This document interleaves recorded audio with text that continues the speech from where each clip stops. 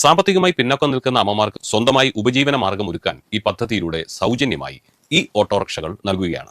ഇതിന്റെ യോഗ്യതകളും പുതിയ മാറ്റങ്ങളും എന്തൊക്കെയാണെന്ന് ഈ വീഡിയോയിലൂടെ നമുക്കൊന്ന് പരിശോധിക്കാം. ആദ്യമായി എന്താണ് ഈ സ്നേഹയാനം പദ്ധതി എന്ന് പറയാം. സാമൂഹിക നീതി വകുപ്പിന്റെ കീഴിലുള്ള ഈ പദ്ധതി മാനസിക വെല്ലുവിളി, ഓട്ടിസം, സെറിബ്രൽ പാൾസി തുടങ്ങിയ വൈകല്യങ്ങളുള്ള കുട്ടികളുടെ അമ്മമാർക്കാണ് ലഭിക്കുന്നത്.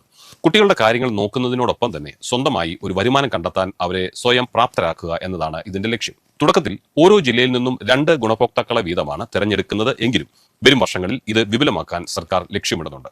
അടുത്തതായി ഈ പദ്ധതിയിലേക്ക് അപേക്ഷിക്കാൻ ആർക്കൊക്കെ സാധിക്കും എന്ന് ഒന്ന് നോക്കാം. ഈ പദ്ധതിക്ക് അപേക്ഷിക്കാൻ നിങ്ങൾ താഴെ പറയുന്ന യോഗ്യതകൾ ഉള്ളവരായിരിക്കണം. അപേക്ഷക കേരളത്തിലെ സ്ഥിര താമസക്കാരിയായിരിക്കണം. വിധവകൾ, വിവാഹമോചിതർ അല്ലെങ്കിൽ ഭർത്താവ് ഉപേക്ഷിച്ചവർ എന്നിവർക്കായിരിക്കും ഈ വിഷയത്തിൽ മുൻഗണന നൽകുക. നിങ്ങളുടെ കുട്ടിയുടെ വൈകല്യം നാഷണൽ ട്രസ്റ്റ് ആക്ട് 1999 പരിധിയിൽ വരുന്നതായിരിക്കണം.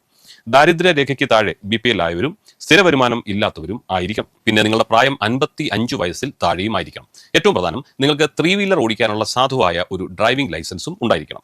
മറ്റു ചില പുതിയ അപ്ഡേറ്റുകൾ കൂടി പറയാം. 2026-27 വർഷത്തെ കേരള ബജറ്റിൽ ഈ ഓട്ടോ തൊഴിലാളികൾക്കായി ചില സുപ്രധാന പ്രഖ്യാപനങ്ങൾ വന്നിട്ടുണ്ട്.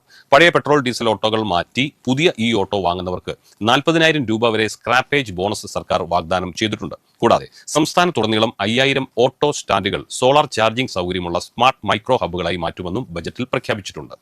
ഇത് സ്നേഹയാനം പദ്ധതിയിലെ ഗുണഭോക്താക്കൾക്ക് വലിയ സഹായമാകും. ഇനി ഇത് അപേക്ഷിക്കേണ്ട വിധങ്ങളെക്കുറിച്ച് പറയാം. ഈ പദ്ധതിയിലേക്ക് ഓഫ്ലൈൻ രീതിയിലാണ് അപേക്ഷിക്കേണ്ടത്. നിങ്ങളുടെ അടുത്തുള്ള ജില്ലാ സാമൂഹിക നീതി ഓഫീസിൽ നിന്ന് അപേക്ഷാ ഫോം ലഭിക്കും, അല്ലെങ്കിൽ വകുപ്പിന്റെ വെബ്സൈറ്റിൽ നിന്നും ഇത് ഡൗൺലോഡ് ചെയ്യാം. പൂരിപ്പിച്ച അപേക്ഷയോടൊപ്പം Aadhaar card, ration card, driving licence, കുട്ടിയുടെ മെഡിക്കൽ സർട്ടിഫിക്കറ്റ്, വില്ലേജ് ഓഫീസറുടെ സാക്ഷ്യപത്രം എന്നിവയും ഹാജരാക്കേണ്ടതായുണ്ട്. അപേക്ഷകർ ജില്ലാ സാമൂഹിക നീതി ഓഫീസർക്കാണ് അപേക്ഷ സമർപ്പിക്കേണ്ടത്. ഒരു കുടുംബത്തിന് മുഴുവൻ തണലാകാൻ പോകുന്ന ഈ പദ്ധതി നിങ്ങൾക്ക് ഇപ്പോൾ ആവശ്യമില്ലെങ്കിൽ നിങ്ങളുടെ അറിവിൽ ഇത് ആവശ്യമുള്ള കുടുംബങ്ങൾ ധാരാളം ഉണ്ടാകും. അവരിലേക്ക് ദയവായി ഇത് എത്തിക്കുക.